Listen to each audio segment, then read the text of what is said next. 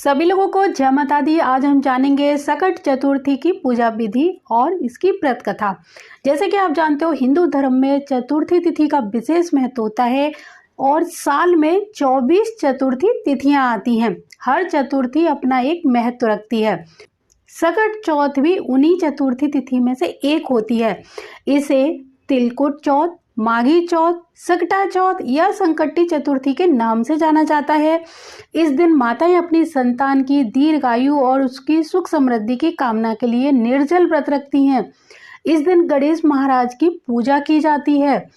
जो लोग संकटों में घिरे हुए हैं, गणेश भगवान की पूजा करने से उनके सारे संकट इस दिन दूर हो जाते हैं।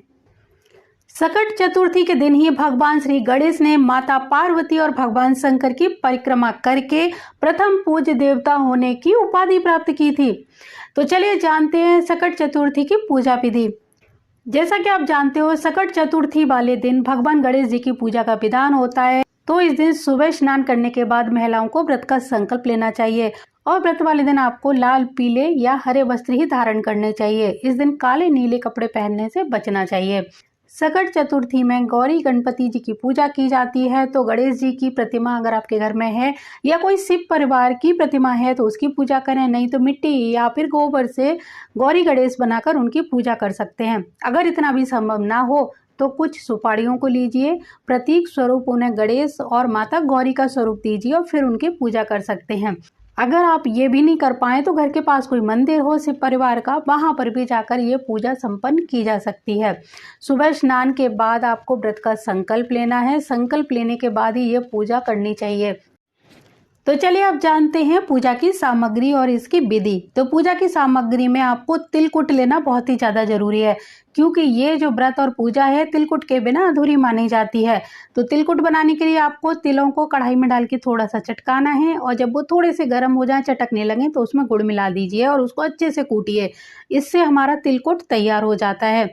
साथ ही साथ आप शकरकंद, गुड़, गन्ना, घी या फिर लड्डू का भी भोग लगा सकते हैं। धूप दीप नैवेद्य में जो चीजें अर्पित की जाती हैं वो लीजिए।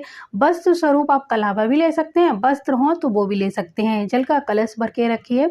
उसके अंदर आप जैसे कि नवरात्रों में 5 चीजें डालते हैं, जिसमें दूर्वा जरूर होनी चाहिए। तो आप इस तरह कलश की स्थापना करेंगे। चौकी के ऊपर गणपति जी की कोई प्रतिमा हो उसकी स्थापना करें, उन्हें स्नान कराएं और वस्त्र उन्हें अर्पित करें। साथ ही साथ जो नैवेद्य आपने रखा है, फल फूल धूप दीप, वो सभी आपको जैसे भगवान की पूजा करते हैं उसी तरह उन्हें अर्पित करते जाइए। साथ ही साथ माँ गौरी का भी पूजन आपको जरूर करना है। आप ये पूजा मंदिर में कर रहे हैं तो मंदिर में ये सभी सामग्री आप अपने साथ लेकर जाएं। पूजा के बाद एक छोटा सा हवन जरूर किया जाता है। ये आप गाय के बने गोबर के उपले के ऊपर कर सकते हैं। तो हवन सामग्री में भी तिलकुट मिलाना बहुत ही ज्यादा जरूरी होता है, क्योंकि बिना हवन के कोई भी पूजा पूरी नहीं मानी जाती, इसलिए हवन जरूर करें। गणेश जी की किसी भी पूजा में दूर्वा चढ़ाना बहुत ही ज्यादा जरूरी होता है।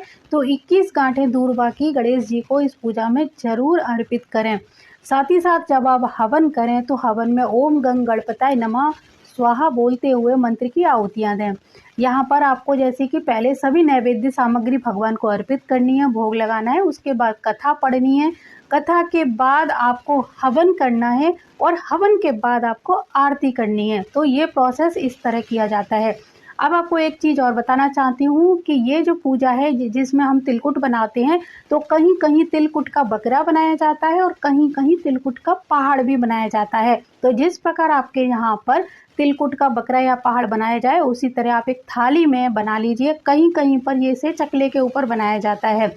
और जब आप बकरा बनाएं तो किसी बच्चे से यानी किसी पुरुष या किसी लड़के से उस बकरे के गर्दन वाले हिस्से पर चांदी के सिक्के या चांदी की चम्मच से कट का निशान लगवाना, यानी उसको कटवाना होता है। महिलाएं या लड़कियां उसको नहीं काटती हैं। और जो सिर वाला हिस्सा होता है वो उस बच्चे को या पुरुष को दे दिया जाता है और बाकी को प्रसाद स्वरूप लोगों में बांट दिया जाता है। सकट चतुर्थी की पूजा अनेक राज्यों में अलग अलग तरीके से होती है। कुछ लोग इसे दिन में ही करते हैं, कुछ लोगों के यहाँ चंद्रमा को अर्घ देकर ये पूजा संपन्न की जाती है। तो जो भी आपके यहाँ रिवाज होती हो आप उसी को फॉलो करें।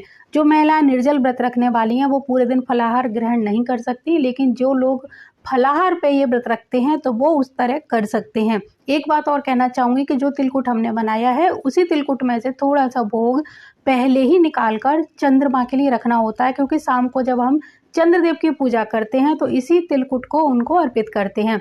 तो जल में थोड़ा सा कच्चा दूध मिलाकर चंद्रदेव को अर्घ देकर ही व्रत का पारण किया जाता है। तो इस तरह भगवान गणेश की कृपा आपको प्राप्त होती है। तो ये जो व्रत है सभी महिलाएं अपने बच्चों की दीर्घायु के लिए रखती हैं।